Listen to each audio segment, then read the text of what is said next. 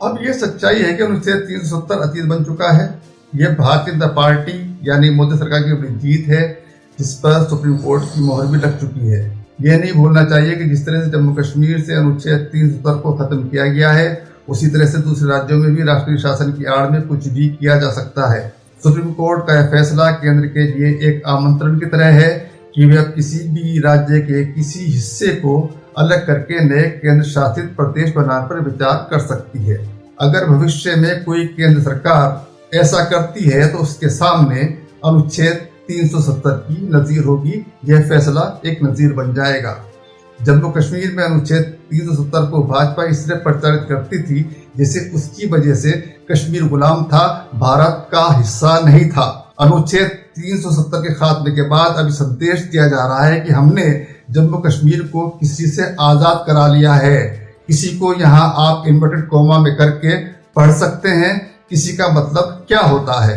मोदी सरकार ने 5 अगस्त 2019 को जम्मू कश्मीर से अनुच्छेद 370 को खत्म कर दिया था और राज्य को 2 हिस्सों जम्मू कश्मीर और लद्दाख में बांट दिया था और दोनों को केंद्र शासित प्रदेश बना दिया था। केंद्र सरकार के इस फैसले के खिलाफ सुप्रीम कोर्ट में 23 अर्जियां दायर की गई थी। अदालत में चली लंबी सुनवाई के बाद कोर्ट ने सितंबर में इस मामले का फैसला सुरक्षित रख लिया था। 11 दिसंबर को अपने फैसले में सर्वोच्च न्यायालय ने केंद्र सरकार के फैसले पर मुहर लगा दी है। सुप्रीम कोर्ट में 5 जजों justice D Y. Chandrachud, justice Sanjay Kishan Kaul, justice Sanjiv Khanna, justice B R. Gavai और जस्टिस सूर्यकांत की बेंच ने यह फैसला सुनाया है। सुप्रीम कोर्ट ने कहा है कि अनुच्छेद 370 का मकसद जम्मू कश्मीर का शेष भारत के साथ एकीकरण था। तब यह प्रश्न उठेगा कि अगर अनुच्छेद 370 का ये उद्देश्य था तो फिर अनुच्छेद 371 का क्या मकसद है।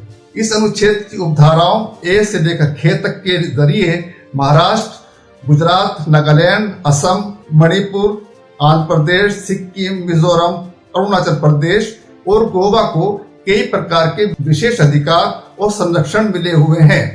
आम समझ में अनुच्छेद 370 को इसी क्रम में देखा जाता रहा है, लेकिन अब सुप्रीम कोर्ट ने इसकी अलग व्याख्या सामने रखी है। क्या अनुच्छेद 370 पर दिए गए फैसले के आलोक में अनुच्छेद 371 की समीक्षा नहीं होनी चाहिए। मीडिया में, खासतौर से हिंदी मीडिया में, अनुच्छेद 370 पर सुप्रीम कोर्ट के फैसले को अलग तरह से पेश किया गया। इस तरह पेश किया गया जिस तरह की हेडिंग लगाई गई वे सब इस तरह थी कि केंद्र सरकार को विजेता के तौर पर पेश किया जाए। हिंदी अखबारों में फैसले से अगले दिन प्रधानमंत्री नरेंद्र मोदी का लेख संपादकीय पेजों पर प्रकाशित हुआ है।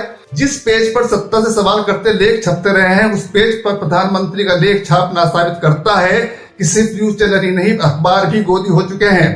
अगले 6 महीने में लोकसभा के चुनाव होने हैं।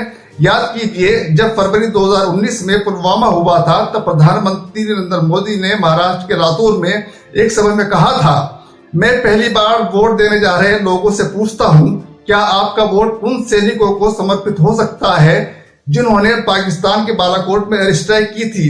क्या आपका पहला वोट उन्हें समर्पित हो सकता है जो पुलवामा हमले में शहीद हो गए? इस बयान की चुनाव आयोग में शिकायत की गई थी, लेकिन चुनाव आयोग ने प्रधानमंत्री को क्लीन चिट दे दी थी।